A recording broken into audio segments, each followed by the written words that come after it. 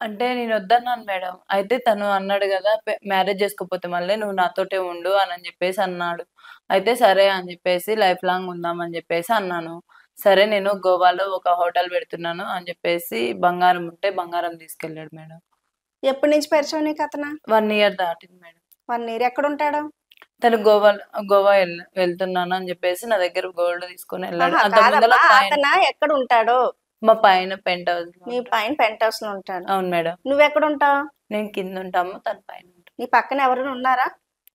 లేరు మేడం. నువ్వు ఒక్కదానివే ఉంటావా అక్కడ? అవును. హ్మ్. ఈ విషయం ఎప్పుడైనా నీ భర్తకి తెలుసా? తెలీదు మేడం. తెలీదు. హుహు. తెలియకుండా అతనికి నువ్వు బంగారం ఇచ్చేసావా? అవును మేడం. ఎమ్మటే ఇస్తానన్నాను. ల్యాండ్ కోసం అదేమ్మా నువ్వెంత బంగారం ఇచ్చావు? అది 10 లక్షల దాకా అయిద్ది మేడం. 10 లక్షల దాకా ఉంటది. ఏమి నమ్మి ఇచ్చావు అతన్ని? ఏం నమ్మలేదు మేడం. ఆ? ఏం నమ్మలేదు. అంటే నువ్వు చేసే పని ఎలా ఉందంటే నువ్వు కొవ్వెక్కి చేసినట్టుందమ్మా ఈ పని. నువ్వు సంసారం చేసే ఆడదానివేనా అసలా?